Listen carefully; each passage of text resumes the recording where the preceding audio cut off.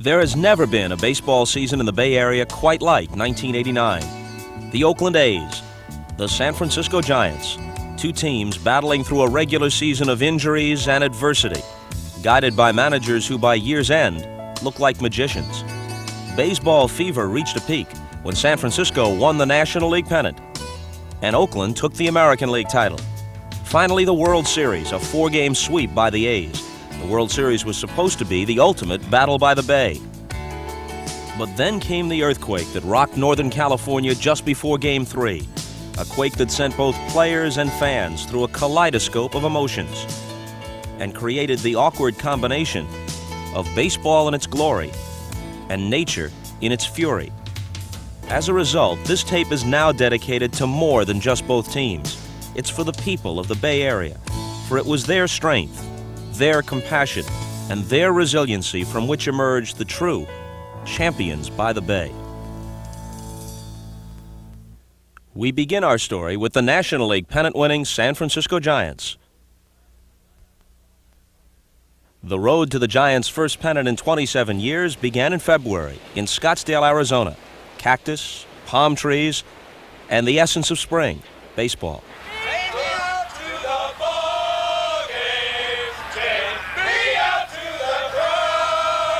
By the time I wake up in the morning, I'm ready to get back to the ballpark. I really am. I start to get that itch. I'm ready to go.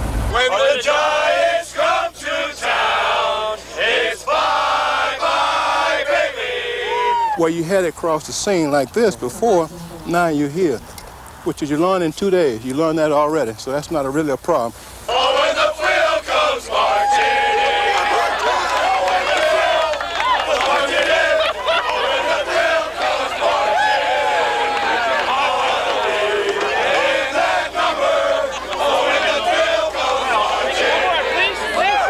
I feel good. I'm baby.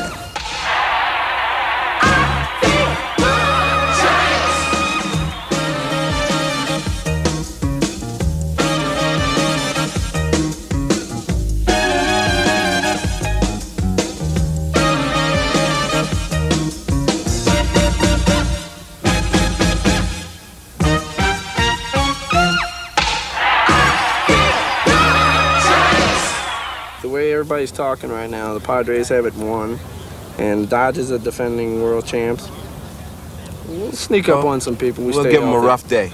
Yeah, give them all they can handle. Turning Kevin Mitchell and Will Clark into profits, the Giants opened the season in San Diego. And for Roger Craig's club, it was a convincing display of power. No one was more prophetic than Mitchell as he hit him with his first shot. Deep, he's going to get not only one, he's going to get two with the first home run of the season.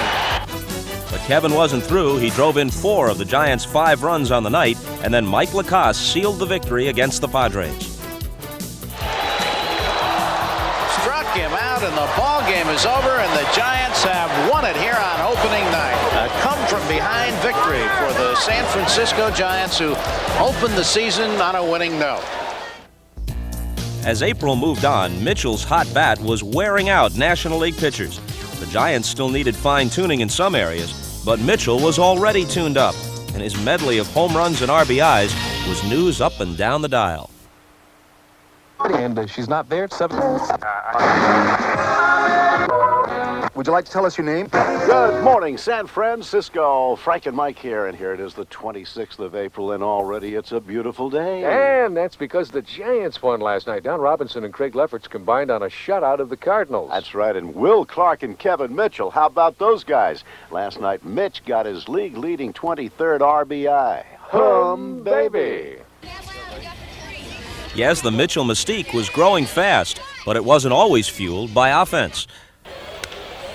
And that's sliced to left field, and it's another chance for Mitchell, and he makes a barehanded catch! In my entire life, I've never seen that happen. Well, look at that. I have a feeling you're not alone. You gotta be kidding me. Matt Williams might have felt good about his power stroke when 6 days into the season, he beat the Reds with a grand slam. But that turned out to be a bright moment in an otherwise trying month for Williams. Matt had the power, but he was still struggling with a breaking pitch. And on May 1st, hitting beneath 200, he was sent to the minors. The Giants, meanwhile, had their ups and downs. In the middle of May, they lost 3 consecutive one-run games. The last came in Philadelphia, when they tumbled to the Phillies in extra innings. The game was scoreless until San Francisco broke loose in the 12th on back-to-back homers by Clark and Mitchell. But in the bottom of the 12th, 1 out away from a 2-0 win, Bob Dernier, up with 2 men on base for the Phils, gave the Giants more than they could handle. Line drive, fair ball. Mitchell can't get it. 9 runs for the score. They're waving Dernier. He's the winning run. We got a play, and he's safe. Game's over. Can you believe it? Still harder to believe were the Giants' pitching problems, a recurrence of the pattern from 1988. When Kelly Downs went on the disabled list in early May, it was, like someone once said, déjà vu all over again. But on the bright side, nothing but sound numbers from Rick Russell. Just before turning 40, Big Daddy won his 200th career game. He was pitching brilliantly and wound up the first half with a record of 12-3. Big Daddy, he's the guy that goes out there once every 5th day, and it's almost like he's going to win every time he goes out there. You know that. You got that feeling. It's just that feeling. Who's pitching today? Big Daddy. Okay. You know, it's just like everybody just kind of relaxes. Big Daddy's the rock of the rotation. The first half of the season, the team scored just enough runs to win every time I pitched, and they'd make the great plays in the field. The bullpen was outstanding. Everything that had to happen for me to win the first half happened every time I went out. At year's end, Russell would bring his career victory total to 211, most of any active pitcher in the league. If Rick needed relief, Craig Lefferts couldn't wait to get there. The bullpen ace early on, Lefferts had 14 of his 20 saves by the end of June. Of course, not all of his efforts took place on the mound. And Webster hits it fair down the right field line and into the corner and into the Giants bullpen through the fence. The door was open. That's classic. I mean, you'll be seeing this shot for years to come. The door was open. You talk about closing the barn door after the damage was done. Oh, that's a great, that's a classic.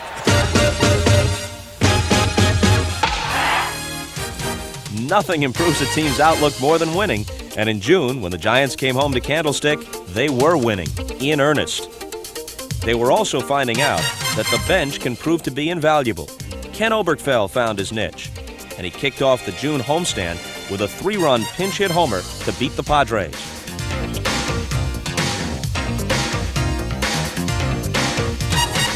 Two days later, with San Diego up by a run in the bottom of the 9th, heroics came from rookie Greg Litton.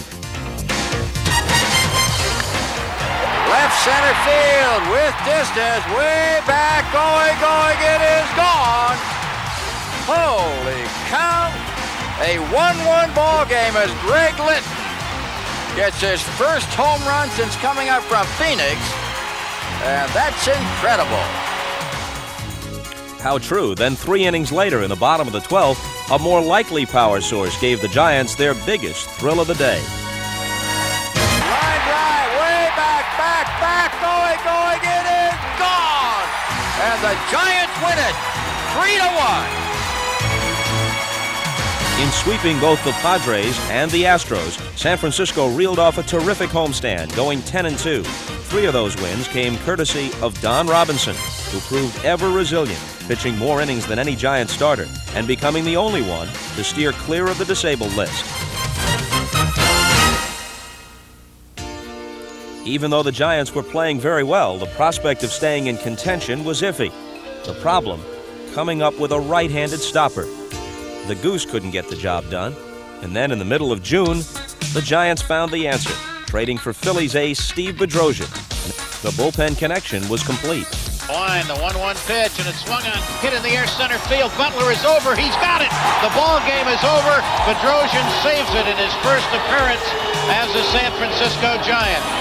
I hadn't pitched in a while in Philadelphia. It was in the doldrums over there, if you want to say. And I was relieved it happened. Came out to San Francisco, got in the next ball game, and got a standing ovation from the great crowd out there, and it made me feel good. Bedrock picked up 5 saves in his first 5 games, and by the end of June, the Giants were in first place. But even though the bullpen problem had been solved, there were other pitching worries. Mike Krukow had a rotator cuff tear, and he was done for the rest of the year. A strained bicep would put Atlee Hammaker on the disabled list. And with bad things coming in threes, on July 1st at Candlestick, Scott Garrelts became the next to go. Luckily for the Giants, though, the power numbers remained hale and hearty. Well, Frank, time to check out KNBR Sports, and as we roll into the All-Star break, the Giants are still in first. Yeah, Mike. Hey, you better get used to the Pacific Stock Exchange, too, because these guys just don't let up. How about Will Clark? 64 RBIs now, average up to 332. Check out the numbers from Kevin Mitchell, 31 homers, 81 RBIs. The stock exchange of Clark and Mitchell was producing unheard-of dividends.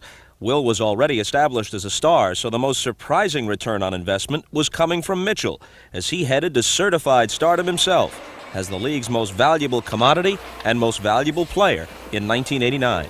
Here's the 0-1 pitch, and Mitchell swings it, hits it deep to left field. See you later, folks. Mitchell comes through. It's 2-0 in favor of the Giants. He homered against every team in the league. There's number 18 as he ups his major league leading total. It's the 5th that he's hit against Atlanta this year, and his 3rd in the last 24 hours. 23 of his home runs either tied a game or put the Giants ahead. Kevin Mitchell, second home run of the night, 31st of the year. I have not seen anyone have a first half in terms of home runs like this fella right here. He drove in 125. Mitchell has a record for longest home run here in San Francisco for the year, 448 feet. I don't know how far that went, but it was a good poke. He hit more homers than any Giant since Willie Mays. 3-run home run by Kevin Mitchell. Mets trail 4-0. He's been doing it all year. That's why the Giants are in first place. I didn't expect to hit the home runs, that many. But I just told myself I was going to go out here and have a good year and keep my head up no matter what happens. And that's what's been successful for me. If I go 0-for-4, I know there's always a tomorrow in this game, and I got to go out here tomorrow and just try to do the job.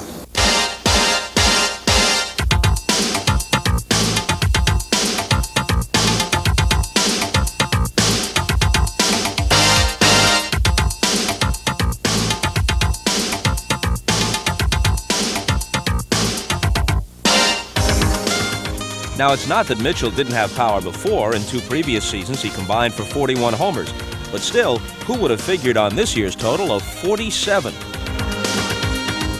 I've never seen a guy hit the ball as hard for a full season like Kevin Mitchell has. It's unbelievable. I mean, I've seen him hit home runs like a 2-iron. I've seen him hit balls 500 feet. And just with the consistency that's unreal in playing hurt. When you got a bad wrist, it's tough to hit a ping pong ball. But this guy just drives balls so hard, and he's had a fantastic year.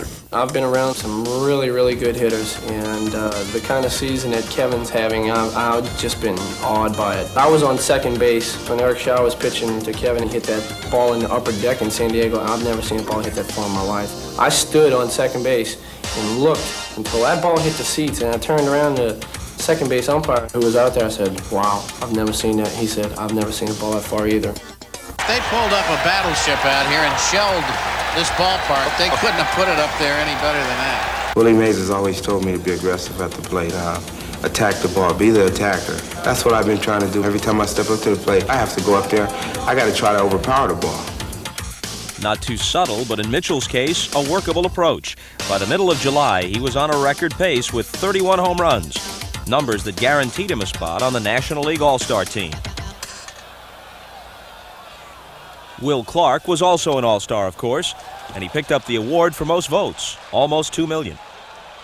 Rick Russell was there for the 4th time in his career, but 3 weeks after the All-Star game, Russell would be sidelined with a groin injury. The same day Big Daddy went down, Atlee Hammaker was disabled again, this time for almost 2 months. Then on August 10th, Dave Dravecki brought the Giants hope and inspiration. Bolstered by his strong religious convictions and overwhelming fan support, he was fighting back from cancer. I remember from the first day that I found out that I had the tumor and that eventually it had to be removed, that they were calling with their support, their encouragement.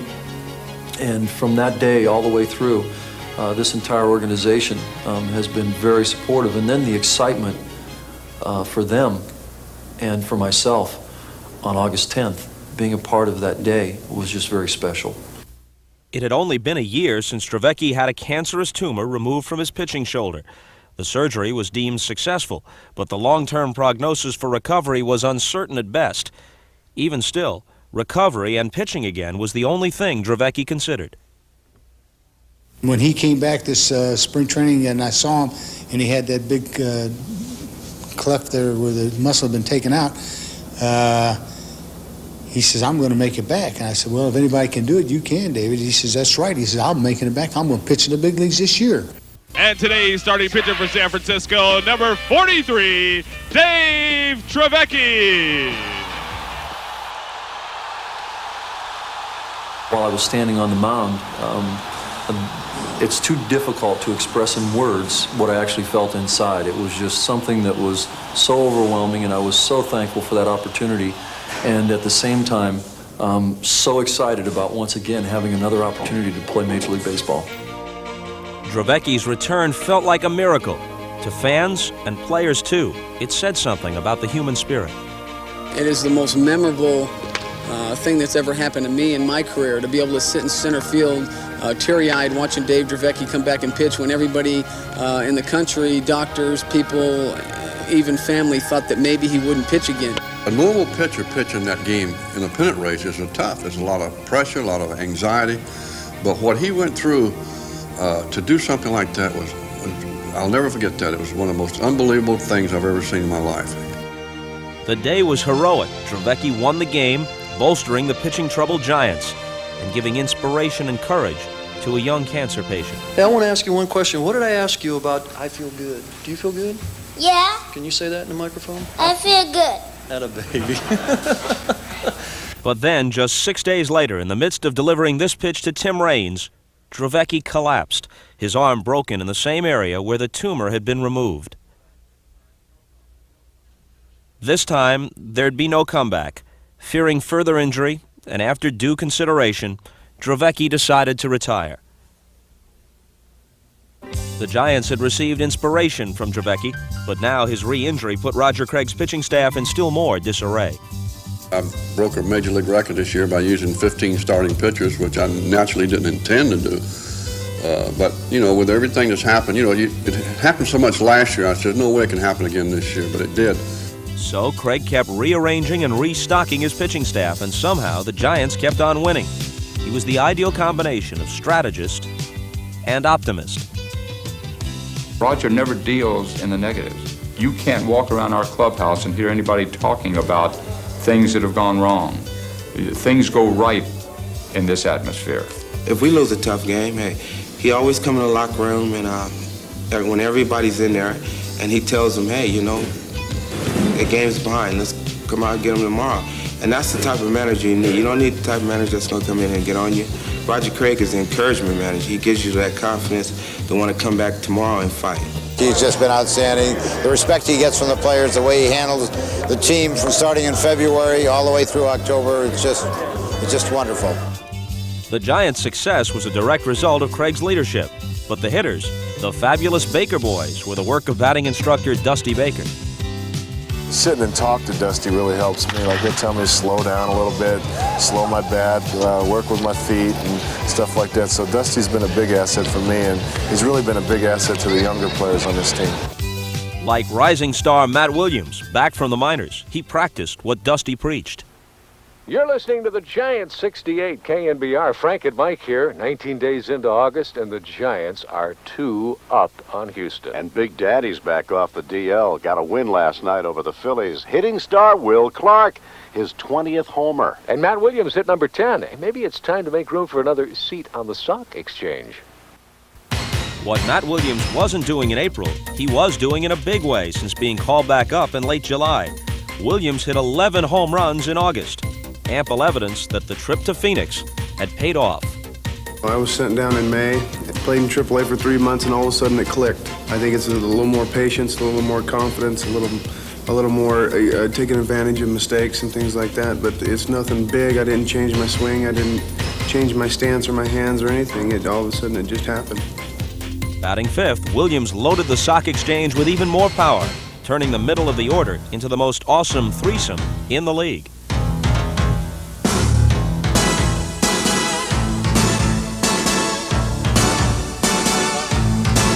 Back-to-back home runs here in the sixth inning. Will Clark and Kevin Mitchell. Home run! Will Clark ties up the ball game, 4 apiece. Mad Williams crushes one well beyond the wall in left center field.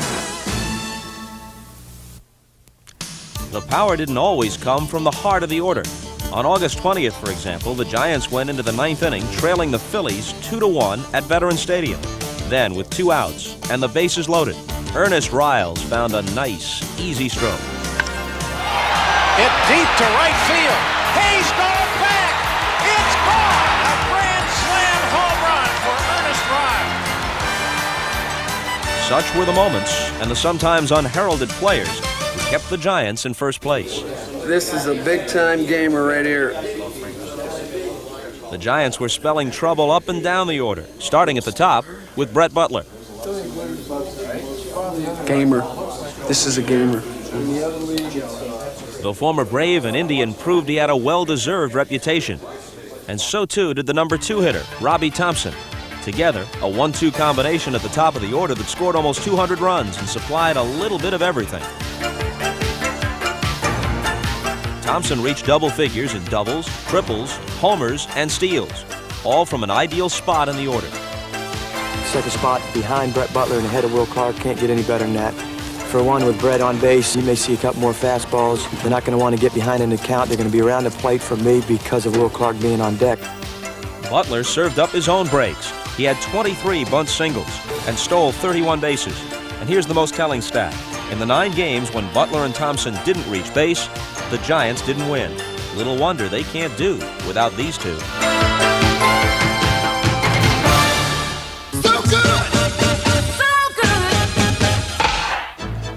Good enough to make anybody's day, Will Clark was too good to be true. Though he lost out to Tony Gwynn for the batting crown, he hit .333 and drove in 100 runs for the second straight year. The numbers, though, don't describe Clark's intensity. That you have to see for yourself.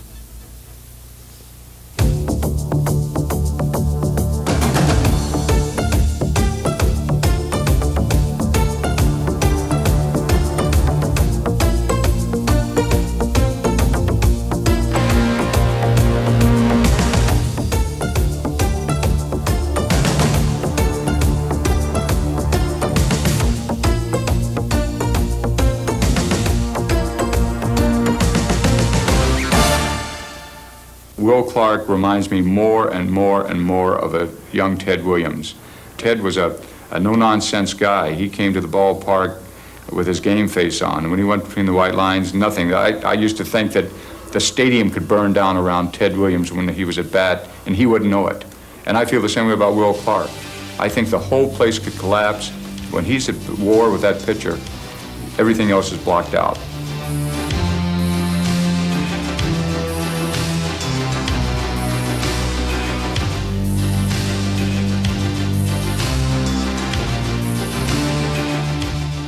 Concentration is extremely intense. A lot of people let outside influences play a big part, like, you know, the crowd and the background. And my whole philosophy on hitting is seeing the ball. If I can see the ball out of the pitcher's hand, see what spin it's got on it, see what rotation, and then see it all the way until the point of contact, if I'm swinging the bat good, you're in trouble.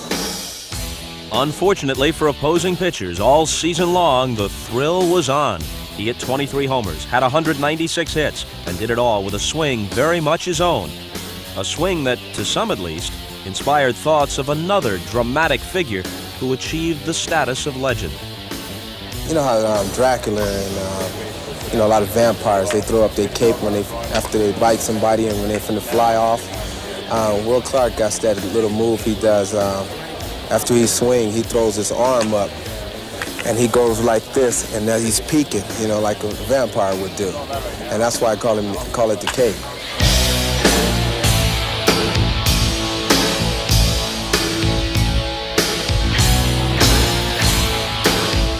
All hitters have certain fundamentals that have to be the same, but everybody has their own different style in order to get to those fundamentals. And you know, mine's just, I guess you want to call it a little off the wall, but it gets the job done. Okay, Giant fans, this is it. September the 1st. The Giants are 4 games up on the Astros, and now comes nail-biting time. And don't forget, Frank, today's also the day Major League teams can expand their rosters. So guess who the Giants brought back? Whoa, what a moment here at Candlestick. A standing ovation marking the return of Bob Brenly. And what a return in his first game back with the Giants. Brenly delivered. And it's hammered to left center field. Samuel on the run, and Brenly is really back. He'll have a double and an RBI, and the crowd is going wild. Things were sizzling at the stick. Most of all, and best of all, on the mound. Scott Garrelts opened September in the midst of an 8-game winning streak, and he beat the Mets to keep it alive. Garrelts was on his way to 14 wins and the league ERA title, while the Giants took care of more immediate matters, sweeping the Mets and moving an even 20 games above 500. Best of all, the starting pitchers were coming on strong, winning 4 in a row. After polishing off the Mets, the Giants headed to Cincinnati. On September 4th at Riverfront Stadium, San Francisco saw nothing but red. 8 runs in the red, to be exact. By the end of the 6th inning, it looked as if the Cincinnati Reds had this baby all wrapped up. If the Giants were going to get something going any way at all, they'd need the help of their killer bees, a group of guys so named for their backup B-team status in spring training. These bees turned out to be a bench to reckon with. They talk about the starting 8 being important, but for us, the most important on our club is the killer bees. Here they are. Donnell Nixon. Mike Benjamin. Killer BB. Jim Link Weaver. Killer Obi. Logs. Logs indeed. Mike Laga came off the bench against the Reds and hit this 2-run homer to bring the Giants within 4. Then a swarm of bees attacked. Base hit center field. Litton scores, and it's an 8-5 ball game. Off the glove of Quinones. That might score 2. Nixon scores. Here comes Brenly to the plate. 2 more runs are in, and suddenly it's 8-7. Curveball. Center field base hit. Here comes Spire. This ball game is tied as Garrelts goes to 3rd. And the Giants have come all the way back from an 8-0 deficit to tie it here in Cincinnati. In the 9th, the Reds were stung for the 2nd time by Mr. Laga. 1-1 pitch. Base hit right field. Garrelts scores. The Giants lead 9-8. They put the killer bees in, and I tell you, they did their job. What bees supposed to do? They went out stinging. All year long, the Giants had a knack for coming back. Exhibit B. On September 20th, they were losing to the Dodgers 7-zip after 3 innings. But then San Francisco's explosive offense, well, exploded. And with 4 in the 9th, the Giants tied the game. Now, a win here was looking all the more critical, because while the Giants and Dodgers were playing, the on-rushing Padres were closing in. Jack McKeon's boys won 20 out of 25. And earlier that night, they'd pulled out an extra inning win against the Reds. Cy Young Award winner Mark Davis sealing the victory. They had a chance to move within 4 games of the Giants if the Giants lost to the Dodgers. Meanwhile, back at Candlestick, Brett Butler faced the Dodgers' John Tudor in the 9th. Breaking ball, and the ball game is over. Brett Butler hits one down the right field line, and the Giants come back to win it in the bottom of the 9th by scoring 5. One of 15 Giant comebacks after the 7th inning in 1989. More importantly, it kept the lead at 5 games.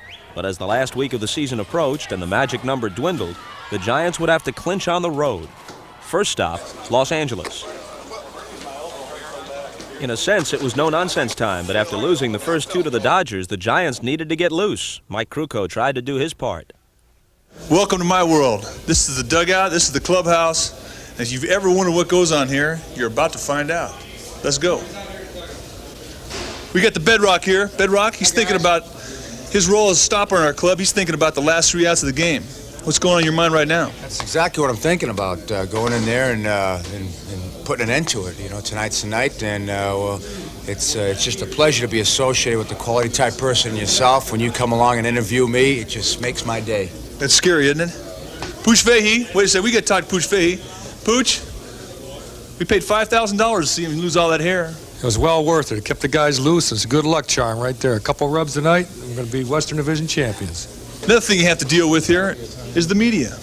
As you see, Bob Brenly's giving an interview right over here, and we're interrupting it, which is one of the cardinal sins. The media guys hate that. BB, what are you guys talking about? We're talking about Will Clark, believe it or not.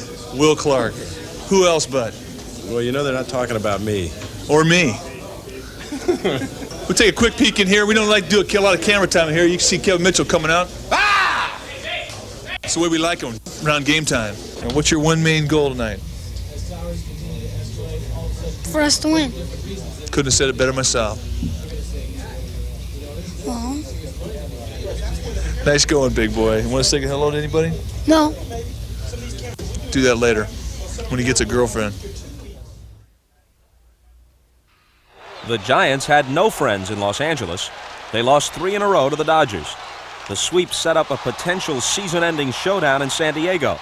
But to make that a reality and give themselves a shot head-to-head against the Giants, the Padres had to beat the Reds that night in San Diego. So after the game, the Giants listened on the radio to the Padres-Reds contest, rooting for the Reds and anxiously awaiting the fate that was now out of their control. We couldn't hear the radio very well, so everybody was really silent, and we had to switch rooms twice to find a radio reception that we could pick up. To be in there and know that you really don't have control of the situation, I think everybody in the room really thought that San Diego was going to win the ball game and that we were going to go into San Diego having to win one ball game to clinch it. There were a lot more nerves in the clubhouse just listening to the radio and actually going out on the field and doing it. I was biting my nails for all I was worth. Now I can see what some of the fans go through. That was excruciating pain. And the pitch is hit well, back into left field. Giants fans who'd come down to L.A. were also glued to the Padre game, which was tied at 1 until the Reds scored in the 13th. And here in the 13th inning, the Reds have taken a 2-1 lead. They scored a run, and boy, I tell you what, our hearts just got real excited. But what happened was everybody figured that, hey, listen, wait, there's another half of an inning left to play here. And sure enough, Gwynn leads off with a base hit, and we're going, oh, no, oh, no. But the Padre rally died, and the Giants were Western Division champs. Go back to the play-by-play.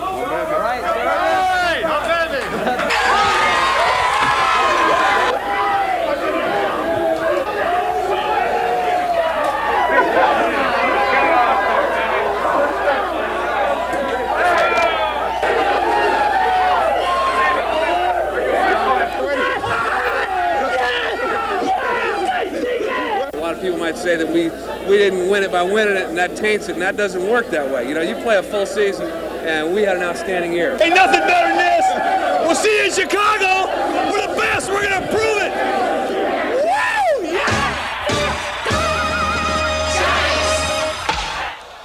Hum, baby Mike. Hey, the Giants clinched it last night in L.A. Oh, what could be sweeter? Giant fans everywhere have got to be feeling good, Frank. Hum, baby.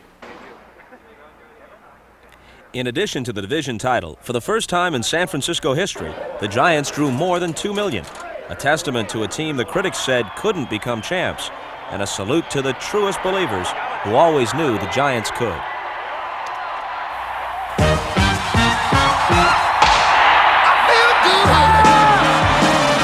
I knew that I would, yeah. I feel fine. Gonna have a good time. So good. So good.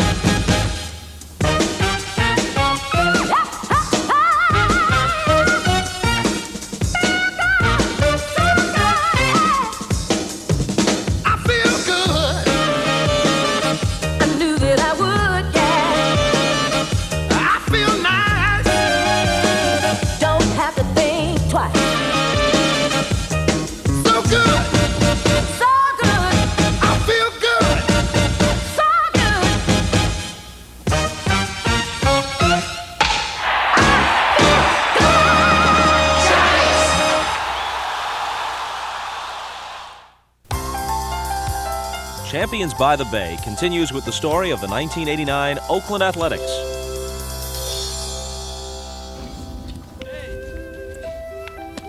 The other Champions by the Bay found spring training to be a time to shed the memories of their disappointing World Series loss to the Dodgers in 1988 and to refocus on going the distance in 1989. Win or lose the World Series, 89 is a different year, and it's very important you take the attitude that that you're going to try and be the 89 champions and that you're not walking around as last year's champions. To that end, the Oakland A's did not stand pat. They acquired pitcher Mike Moore from Seattle, a man who'd won only 5 games in 1988, but who had the potential to solidify Oakland's starting staff. One more step that could make the difference. We have a ball club that's definitely capable of winning our division and going to another series. And we know the only thing that could really hurt us is, if we get injured in key positions such as a Jose go down or McGuire. More prophetic words were never spoken, for though Canseco looked strong in the spring, a stress fracture sat him down for the first 88 games. In fact, injuries besieged Oakland for the first 4 months of the season, and the depth of the A's roster would be tested just filling Canseco's void alone. So on opening night in Oakland, it was up to others to pick up the slack. And Mark McGuire figured this would be a good time to rekindle the bash. Deep into left field. Goodbye, baseball. McGuire had 3 RBIs against Mark Langston and the Mariners. An old friend, Dave Stewart, was a reassuring sight on the mound over the first 5 innings. For good measure, the Oakland defense played a hefty role. Right up the middle she goes. Going to take a great play by Hubbard. You got it! Oh, baby! And what could be more comforting than Dennis Eckersley in relief? Fly ball right field. 1989 is underway, and the A's are in the victory column. And they do it with a very familiar pattern. Good starting pitching, great defense, one long ball in Eckersley. The A's had forged a 5-2 record by April 10th, when, with one swing, McGuire injured his back, and combined with Canseco, would leave Oakland with a severe power shortage for the next 14 games.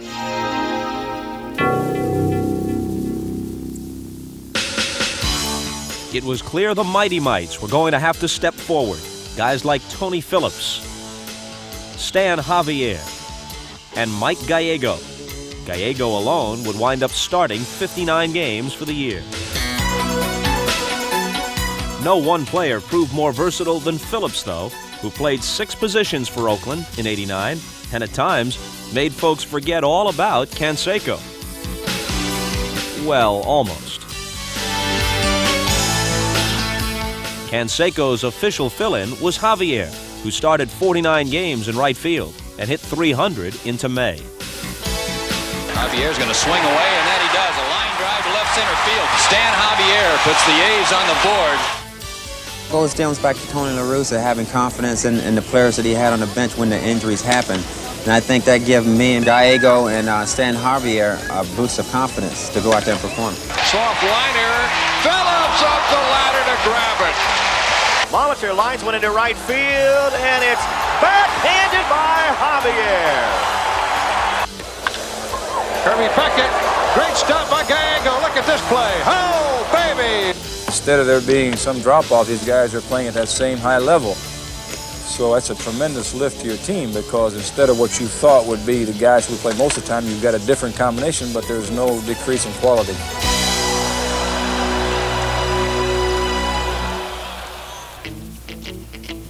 One guy who escaped the injury bug was the ace, Dave Stewart.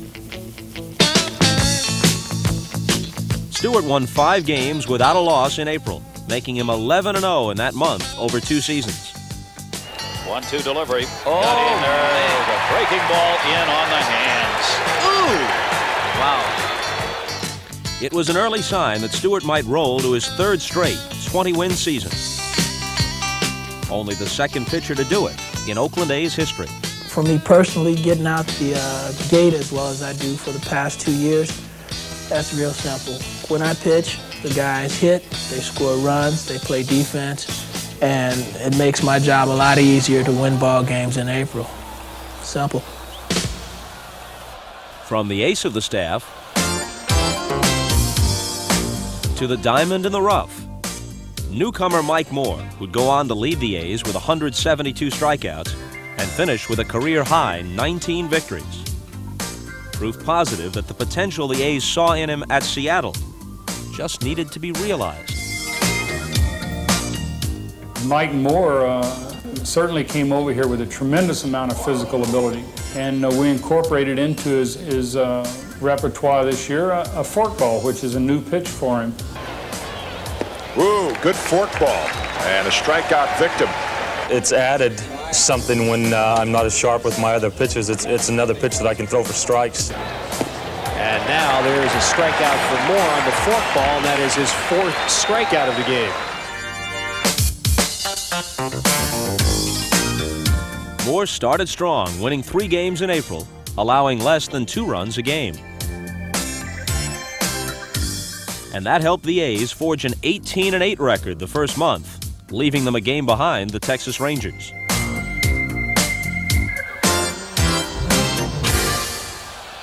Returning to the A's at the end of April was McGuire, and as May began, he made his impact felt. The scene is Toronto, 9th inning. The A's trail by 1, but they stage a most improbable rally. 2 outs, bases loaded against Tom Henke. It's McGuire time for sure. From the stretch, Henke's pitch. Swung on! Way, way back! Left field! Grand slam! Mark McGuire! Holy Toledo! McGuire's dramatic blast put the A's in first by half a game, where they'd remain the rest of the month. But May was not without its setbacks.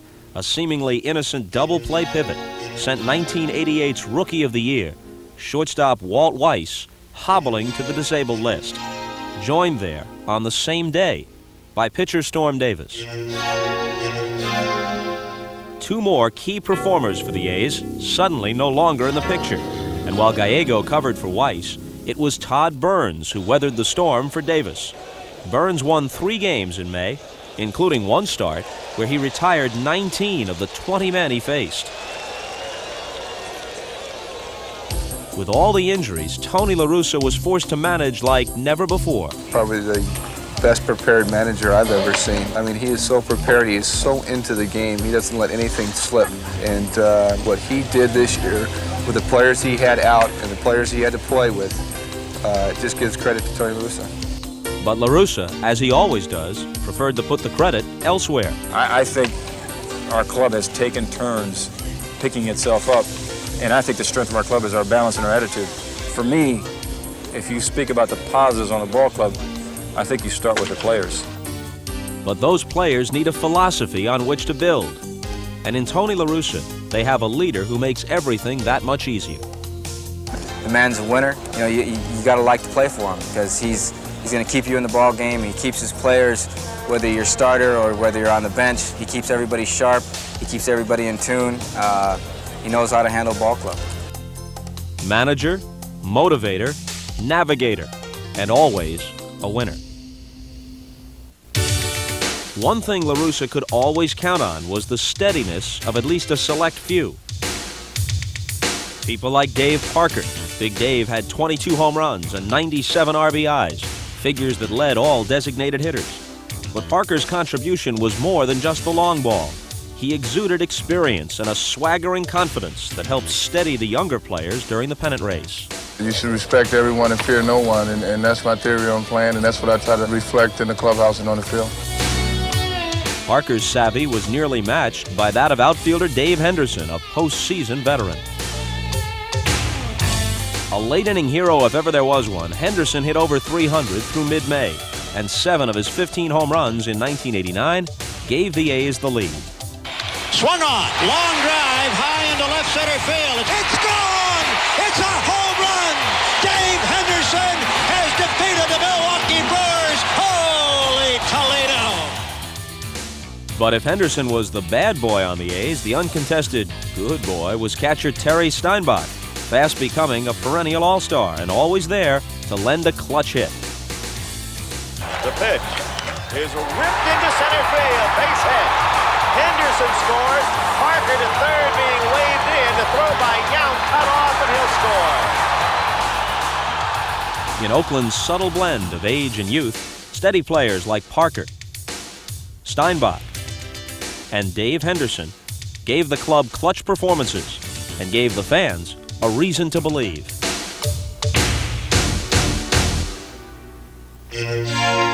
Come late May, the A's had some folks green with envy as they swept a 3-game series in New York. But not without a price. On May 27th, Eckersley injured his shoulder. He was forced to surrender the mound. Now, with the A's in first place by only a game, they'd have to play the next 40 without their premier relief pitcher. The onus now was on the starting staff, and in the first week of June, Bob Welch did more than his share, picking up 2 wins, the first over Cleveland. And then in the second victory, he outdueled Frank Viola of the Minnesota Twins. Fastball. Welch retires Mercado. He's tough. But not tough enough, as it turned out, for on June 12th, Welch strained his groin in a game against Kansas City and was missing in action for the next 14 games. So while Storm Davis returned, Welch took his place on the disabled list.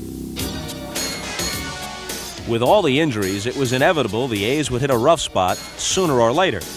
And in June came the proverbial swoon. The A's went just 13-14, and everything that could go wrong did go wrong.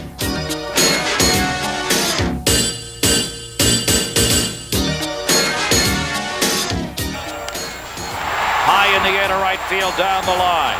Javier's got room on the warning track, fighting the rain. He's not going to get it, and it's a ground rule double.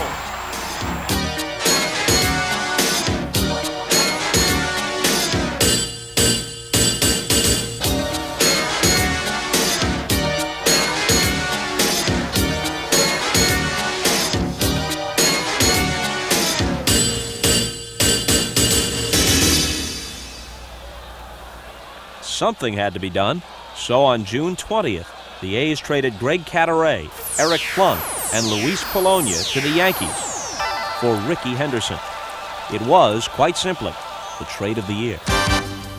He got out of New York, he's back home, where he's always loved to be, and he grew up, and I love to watch him steal bases. Got to be out there. I got to make things happen, and then let the big boys take over. June 22nd, Rickey Henderson's first game in an Oakland uniform since 1984, and he immediately reminded everyone about the kind of impact he can have on a ball club. Waving him around, relay to McGriff. McGriff's throw to the plate will not be in time, and Rickey's home in more ways than one. Jarring memories and scoring runs, Rickey also showed that his speed was not confined to the base paths. Rickey Henderson, Dave Henderson, Rickey's got it! I'll tell you, he's making the homecoming very pleasing to the Oakland fans.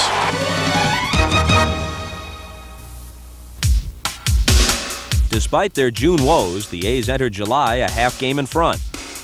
But with Eckersley still out, La Russa looked to others in the bullpen, like reliable left-hander Rick Honeycutt. They did a tremendous job when Dennis Eckersley was not available for our club. Honeycutt just repeatedly went in there and shut the door on the opposition, and whenever Todd Burns was given the opportunity, he did as well. The hard-throwing Burns picked up 4 saves while Eckersley was out. And back just in time from elbow surgery was Matt Young, who slowly settled into a setup role for Oakland.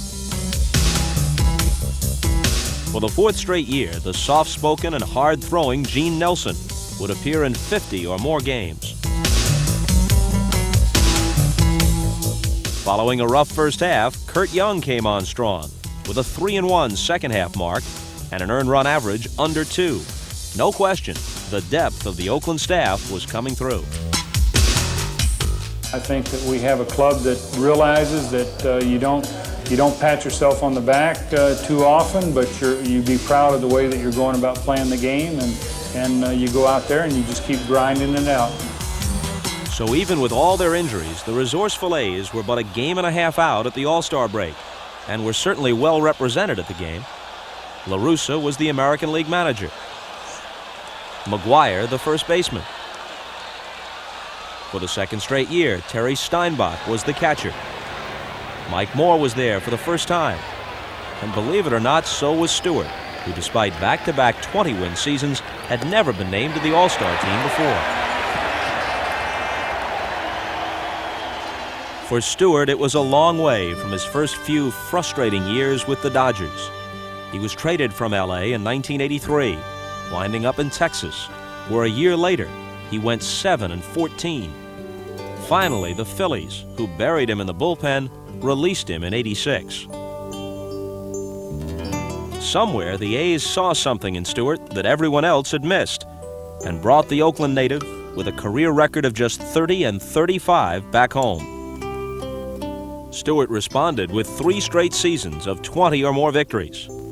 And just as importantly, he gave himself to the community in a heartfelt effort to help others find their way. I'm from this area, and my situation is not different from very many of the kids that have grown up in this area. There have been tough times in my childhood. I've been active in this community since I started playing professional ball back in 1975 in some form, working with the boys' clubs or just getting out in the parks and recreations. You know, I work with kids because I genuinely like being around kids. I don't think I can say it any better than that. Believing in yourself and self-respect. Tell me what you know about the drug situation. All I can say is just stay away from drugs. Be smart. Don't start. My players are real receptive in what I'm trying to do, and they offer to help me in whatever it is that I'm doing during the course of the season. So I think I'm being well received by my teammates and people in the area. The thing about Dave is that he's very sincere about the things that he's done. He feels important, because where he grew up in Oakland, I think that he feels like he wants to give something back. He's special when it comes to that. And how much does Oakland appreciate Dave Stewart? Well, enough to have a day in his honor. A citywide answer to Dave Stewart's love. My mother and my grandmother, who are behind me right now, have always said, when you share your gifts, the gifts become greater. If it's a worthwhile cause, if it's for the community, if it's for the good of youth in the community, then Dave is there. He's right there all of the time. I'll never forget at one of our Christmas parties for deserving kids, I said, thanks for being here. He said, are you kidding me? I want to be here. I mean, he truly does it because he wants to, and he believes in it. He's a tremendous role model. The main thing is to survive and be counted for as a person, a whole person, with a sense of self-esteem and ability to think for yourself, being able to make decisions for yourself, and that's what I try to get across to kids. Following the All-Star game, the picture brightened as both Canseco and Eckersley returned. And in his first Major League game of the year, baseball's only 40-40 man cut loose. Jose hits it high and deep to right field. That ball is well tagged. It is gone. Canseco's first home run of 1989 in his 4th plate appearance. And with a perfect 9th inning, it didn't take Eckersley long to assure the A's that their 1.5-game deficit was really nothing to fear. After all, the cavalry was here. For Bay Area native Eckersley, a most successful return to the active roster. Meanwhile, for another homegrown product, a renaissance was about to begin. For much like in his high school days in Oakland, Rickey Henderson's bat was passing all the tests. Well, he saved our life here early because when he came in, we had a lot of guys that were about played out because I think they had risen to the occasion and beyond it to overcome some of the injuries. But Rickey's been great. Great enough to steal 52 bases in 58 attempts for Oakland. Nothing seemed to distract him as he reached base in 80 of 85 games and gave birth to a brand new baseball term. a Ricky rally. I think Tony La Russa brought that Ricky rally up. It's just based on, I can draw a walk, I can steal second and third, and score on a sacrifice fly with no hits, and that's what he called a Ricky rally, just for me getting on base doing the thing. It used to bother me, because he'd step out of the box, and he takes a lot of pitches. It's hard to throw strikes, too, and very irritating, to a pitcher. It was like a circus, with Ricky as the ringmaster.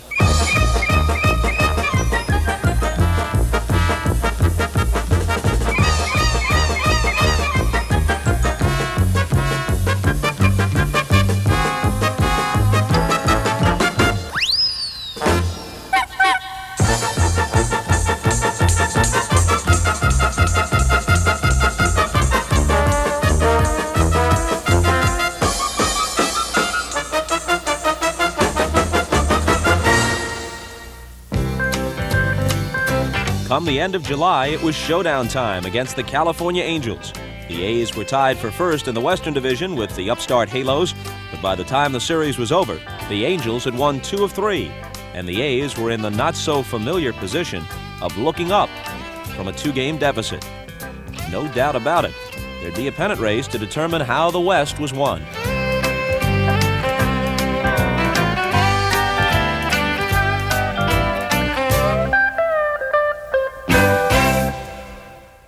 On July 31st, all the key people were back and healthy, but some folks had never left.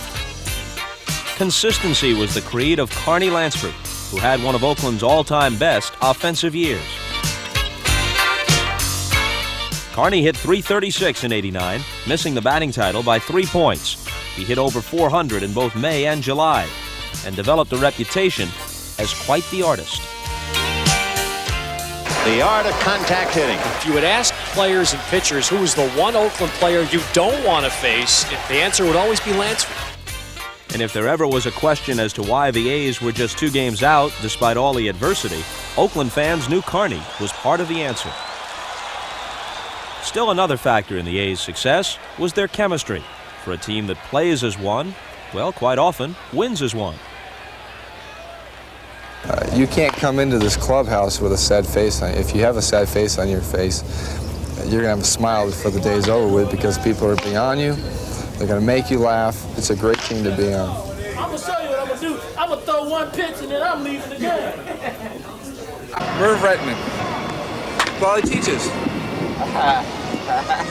You don't want to... That's why I hit 230 this year, folks.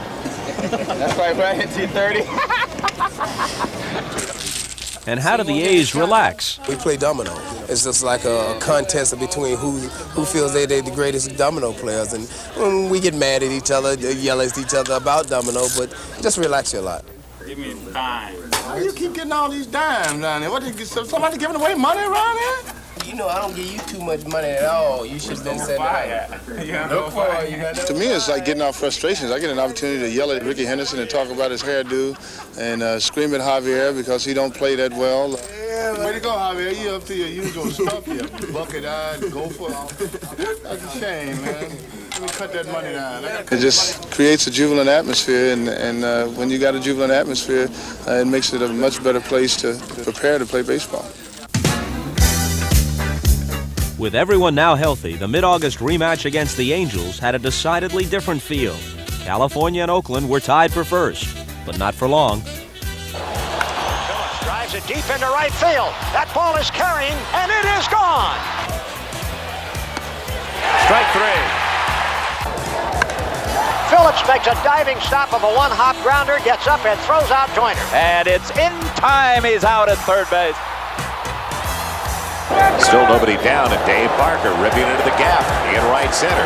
Henderson on his way to third. Latchman bringing him around. It's an RBI double by Parker, and a 5-0 lead for Oakland. The A's won 2 of 3 from California, and in fact won 8 of their last 12 in August, putting them in first by 2 games as September rolled round.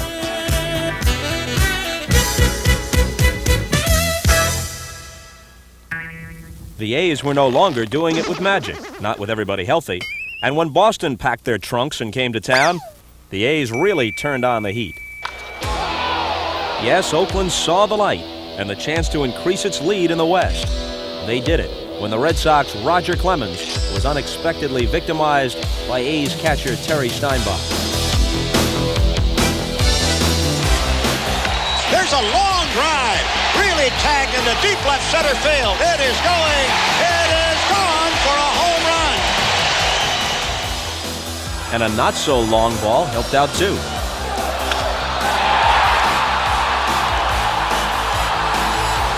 Later in the series, Parker hit the jackpot, his 8th career grand slam. Pitch to Parker. Swung on, hit high and deep to right field. That one is into the corner.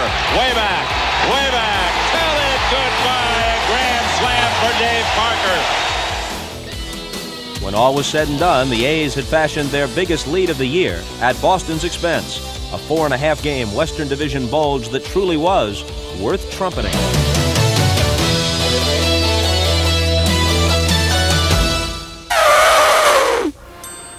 But baseball teams never forget, and 10 days later, at Fenway, the tables were turned.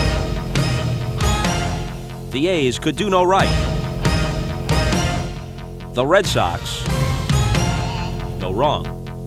I can't remember the last time since I've been here that we've got swept by a ball club, and at what I would consider a crucial time. The 3 losses in Boston really, I think, brought the team together and really, I think, sparked the ball club because we realized, hey, we got to go into Cleveland and play very, very well.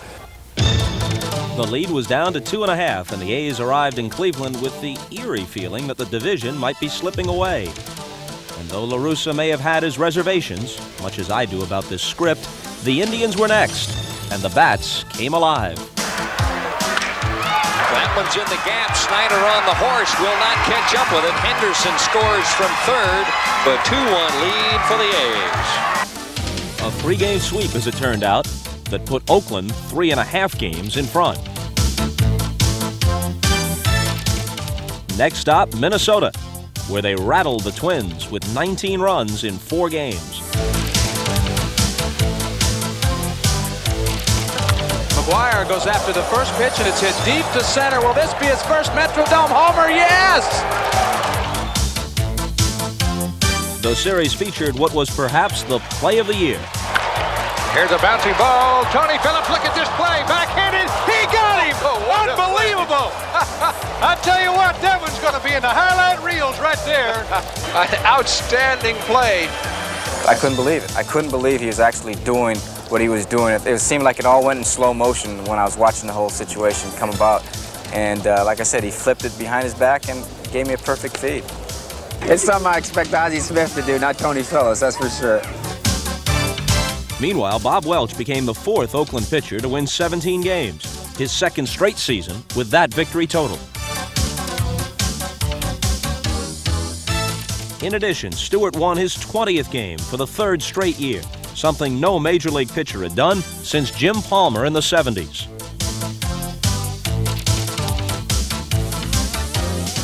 And Storm Davis won his 18th, along the way to 19 for the year. By the time the A's left Minnesota in their wake, the true believers had been rewarded, and Oakland's magic number was down to 3. The A's were more than happy to try and clinch the West at home, for more than 2,600,000 fans had come to see them in 1989, the highest figure in franchise history. To your right. Programs. Souvenirs here. And with the Giants doing well in the National League, a Bay Area World Series would really cap things off. The A's took it one step at a time. That's called repeat edition. Dom Perignon. Waiting on ice. See? Ice. Waiting on ice. Dom Perignon. Waiting on ice. September 27th against the Texas Rangers. Mike Moore on the mound. And Moore faced the minimum through 7 in pursuit of his 19th win.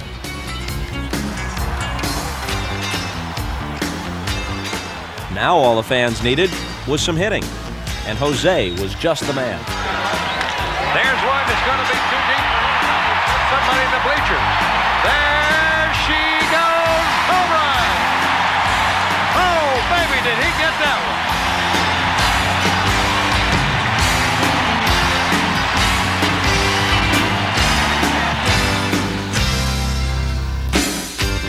And what would the clincher be without some glove work?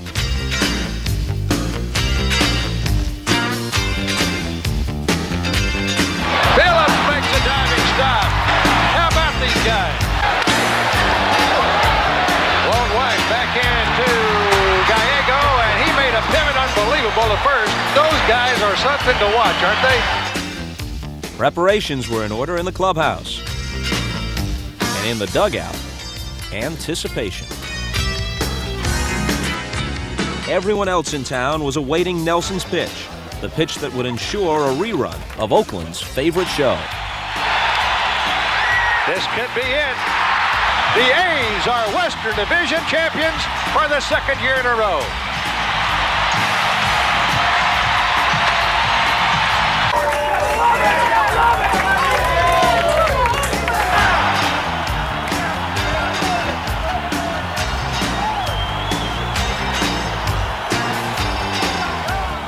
No, it wasn't exactly the Bash Brothers in 1989, nor was it easy. But through all the injuries, the A's persevered, thanks to a love of the game that comes from the heart, and the kind of team effort that comes from depth, chemistry, resourcefulness, and an unabashed will to win.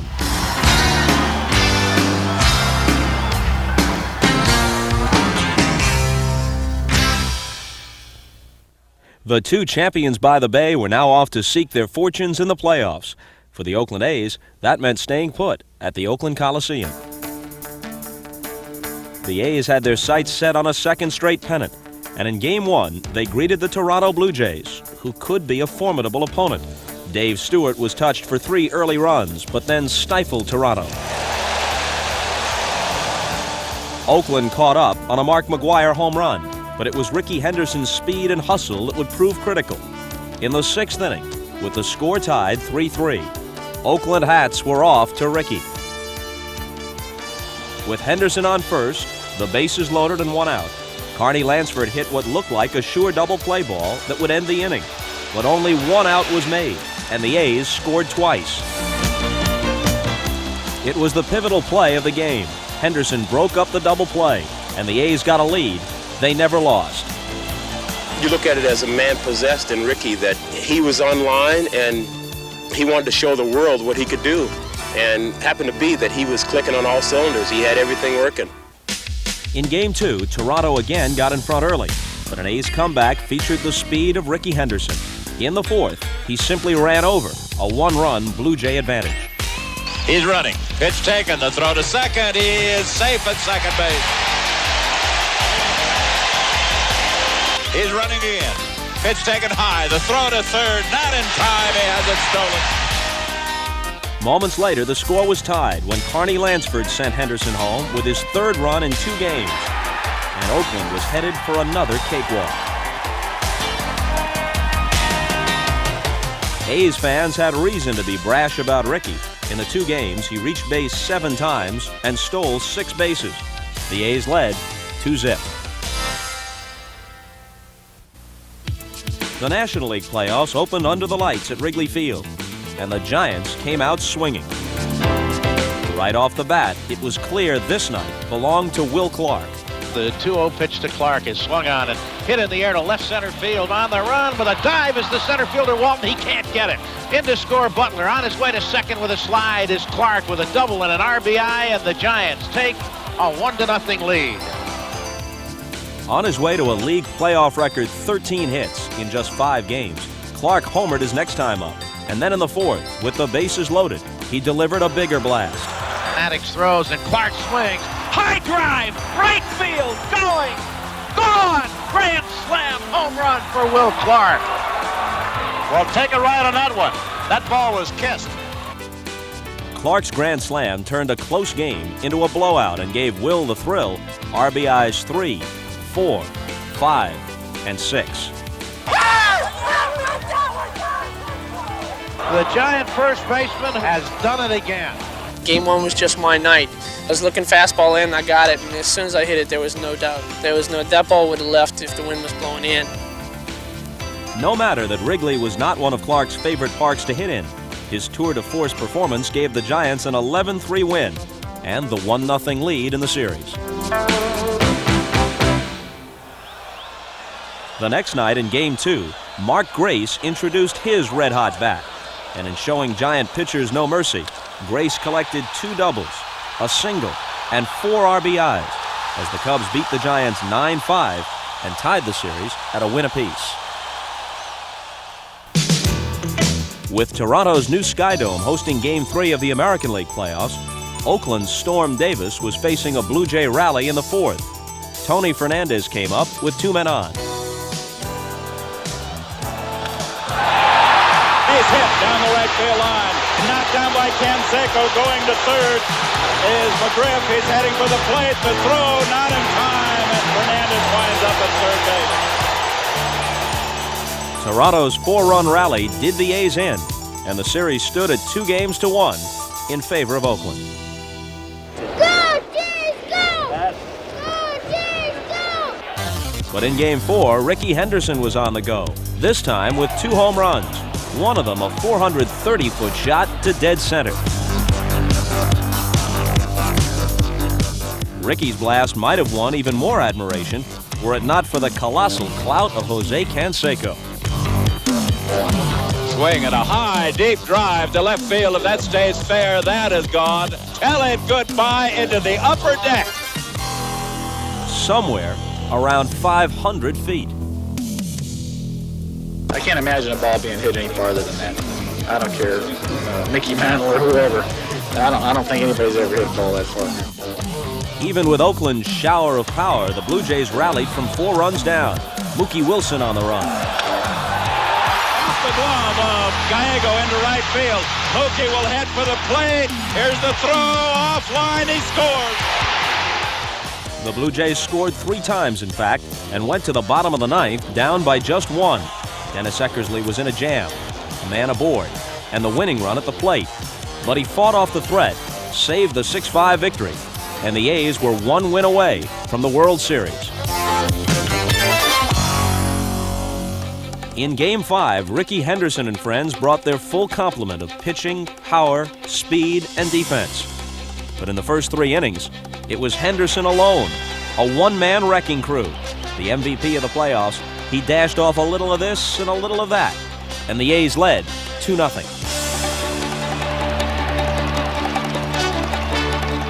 Oakland added another one, and then in the 7th, Mike Gallego squeezed home run number 4. In the 8th inning, Toronto showed signs of life. They came back with a run. In the 9th, George Bell started a rally that would eventually cut Oakland's lead to 4-3.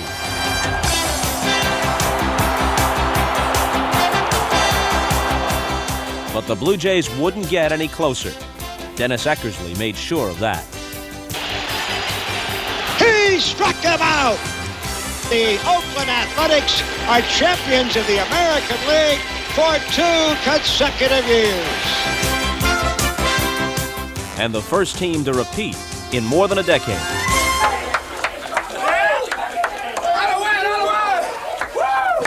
We're back!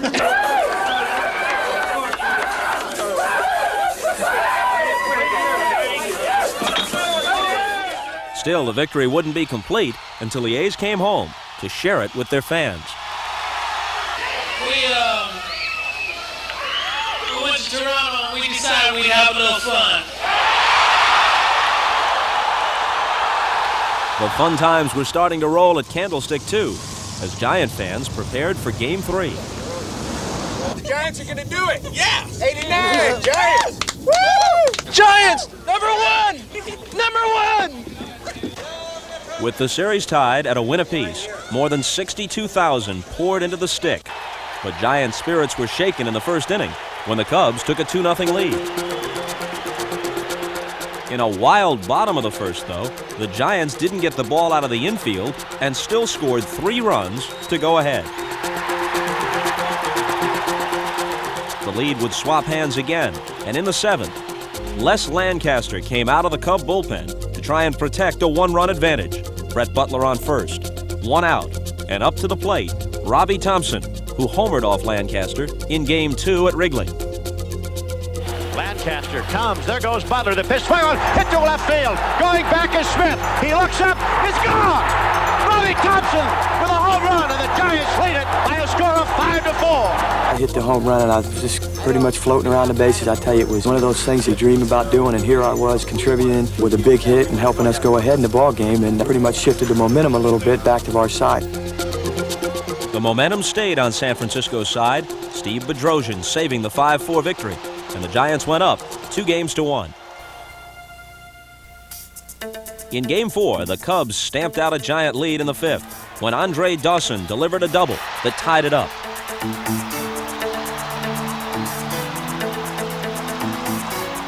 But the Cubs would not celebrate for long.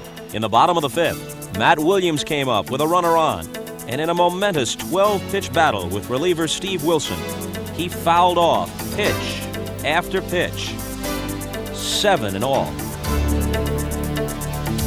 At the time, I wasn't saying, okay, well, I'll foul this one off to get a better pitch. I was trying to put them all in play. The more pitcher pitches to you at one at bat, you see the ball, you see the movement, the speed, the spin of the ball, and you should be a better hitter. This has been a heck of a battle right here. 3-2 pitch, and it's swung on and hit high and deep to left, and down the line, gone! From a struggling sub-200 hitter earlier in the year to playoff hero, Williams' homer won the game and raised his playoff total to a league record 9 RBIs. As for the Giants, 1 win from a pennant. In Game 5, fresh from a second straight comeback victory, Giant fans were looking for a clean sweep at Candlestick. Rick Russell recovered from a bad outing in Game 2 and held the Cubs to just a single unearned run. In the 7th, the Giants tied it. In the 8th, they rallied with 2 outs to load the bases. Still tied, and the wild thing, Mitch Williams comes on to face Cub killer Will Clark.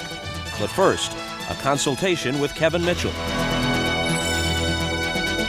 Well, I asked Kevin what he thought he might throw, and Kevin said fastballs, but he said away, and I went and talked to Dusty Baker, and Dusty Baker says he thought he'd throw fastballs away. So that's 2 out of 3, and like I said, I have the ultimate say-so. So I come back to the on-deck circle, and I'm loosening up, and Kevin said, let's get the job done. And I said, it's done. Maldonado with the lead from third, Butler off second, Thompson from first in the pitch, and Clark hits it up the middle in a center field base hit. Maldonado scores. Here comes Butler on his way to third as Thompson. The Giants lead 3-1, and Superman has done it again.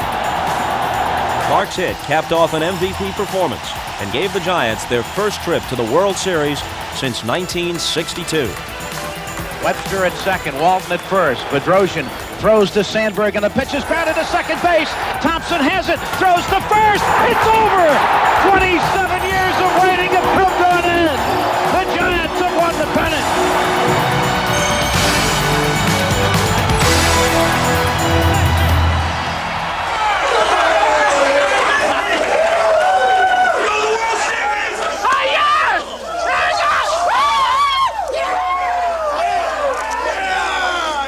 I couldn't ask for a better place to be. For there was no better place to be than a World Series between 2 familiar champions by the Bay. They know about us. They know about us as we know about them. You know, they were watching the game tonight. So we'll see them in the series, and my best to them.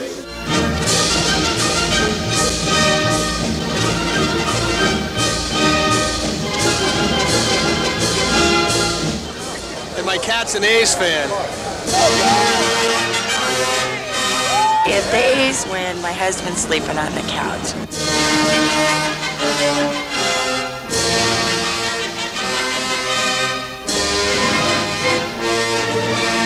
This is a classic of all classics. It may never happen ever again.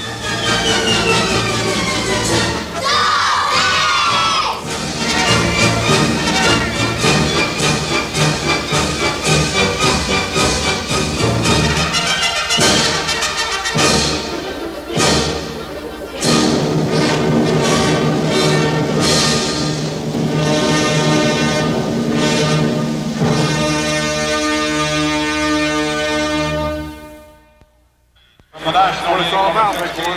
Throw any BP today? A lot of managers like to And a lot of managers would like the luxury of Dave Stewart going for them in Game 1. Stewart was close to invincible, passing his first test of National League hitters this year with straight A's. And the A's would get all they'd need in the second by playing some good old-fashioned hardball on the base paths. Swung and a slow bouncer to first. It's fielded by Clark. Coming home is Steinbach. He knocks the ball loose. Safe at the plate. He jolted the ball out of the grasp of Terry Kennedy, and the A's lead 2-0. An inning later, San Francisco slipped another peg, as for the first time in 12 World Series games, Dave Parker cut loose. Swing and a drive to deep right. Way back. Way back. Way back. Tell it goodbye. 4-0 A's as Dave Parker lofts one into the right field seat. For Oakland fans, the series opener couldn't have turned out better, as Stewart made their night complete. Aldonado waiting on the pitch. Swing and a ground ball. It's fielded by Phillips. Long throw in time. And the A's win the game on a Dave Stewart shutout. The 5-0 victory had set the tone the A's were seeking. But it was, after all, just the beginning. And a really good sign as to which team would take the initiative in Game 2 came in the very first inning, after Rickey Henderson drew a walk. Rickey runs. The pitch is dropped by Kennedy, and Henderson steals second base. Russell then had to face the pesky Carney Lansford, who has a knack for bringing runners home. Swing, line drive, base hit down the right field line. Henderson will score. Lansford will go to second. The throw, Carney's in with a double.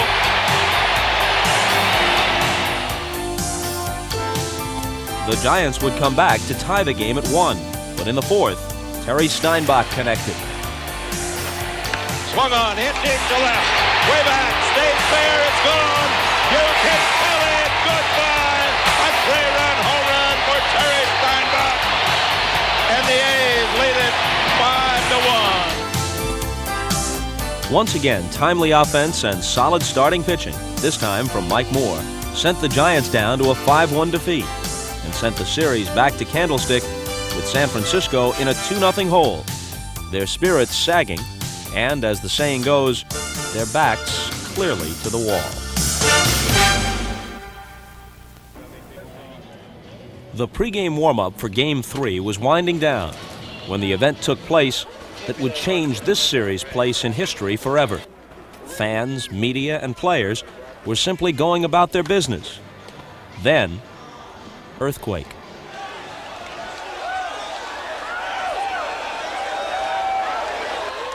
For 15 seconds, the stadium shook, and in response, many fans first let out a collective roar of celebration. Everybody began comparing notes about the natural phenomenon that had struck the national pastime. But in time, news began to trickle in. The Bay Bridge, the very symbol of the series, had collapsed in mid-span.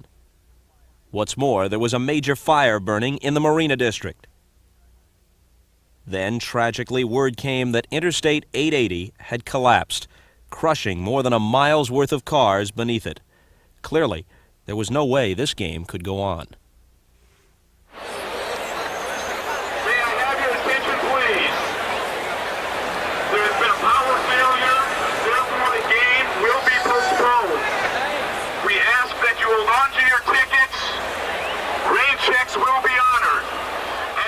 What followed was the strange sight of baseball players in the midst of a World Series reduced to everyman status. Quietly and in orderly fashion, Candlestick began to empty. It had taken just 15 seconds for baseball to become the furthest thing from everybody's mind. For now, there was real fear, for family and for friends. Our issue is really a modest one in light of the great tragedy that's hit this area. It turned out to be a full 10 days before the series was resumed, allowing time for the trauma to ease. Helping to heal the wounds left by the earthquake was uppermost in the minds of baseball officials. And through tragedy, the World Series helped inspire a newfound bond of goodwill And upon resumption, baseball took the opportunity to thank the thousands of selfless men and women who gave of themselves in helping others in the aftermath of the quake. Then it was back to baseball, and Dave Henderson helped put the A's in what was by now a familiar position.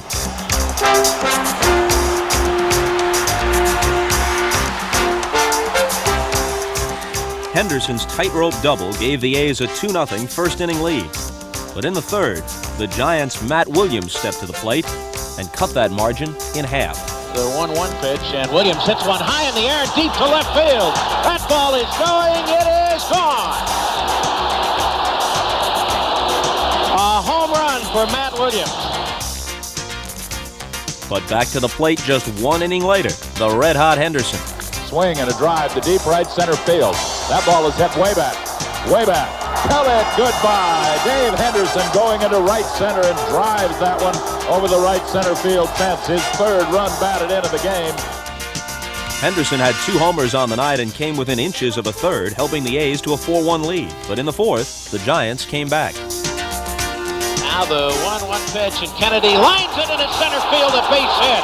Clark scores. Here comes Mitchell to the plate. The throw is cut off by McGuire. Mitchell scores. 2 runs are in.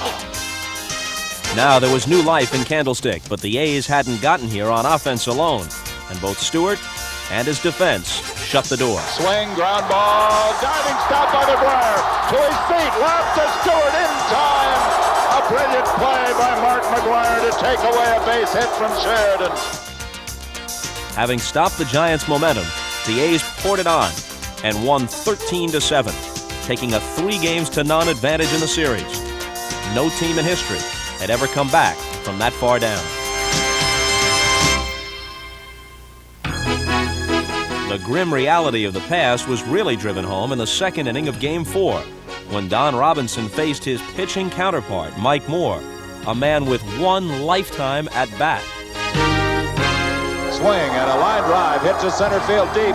Butler going back, and he can't make the catch. The ball is over his head. 1 run scores, Weiss scores. It's a double for Moore, a bullet to center field. Getting hits up and down their lineup, the A's proved awesome, mounting an 8-0 lead by the 6th, before the Giants staged a last gasp rally. High drive, left field and deep. This one is way back and gone. Went out and well left field. Henderson looks up. Goodbye. See you later. And it is now an 8-4 game. Thompson swings it one sharply by Weiss at shortstop. Butler on his way to third. He's going to score. It is 8-6 in favor of the A's. The Giants got an A for effort, but the A's got a giant to come up short. Come on, bitch! Let's go, San Francisco!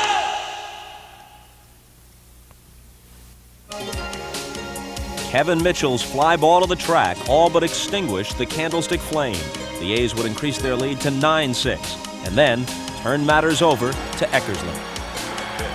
Swung on bounce, off McGuire's glove. Phillips has it, throws to Eckersley in time. Another great play by Tony Phillips. And the A's have won the World Series in a sweep. For the National League champion Giants, sadness and some reflection. For the world champion Oakland A's, redemption, as they secured what they had missed out on just a year prior.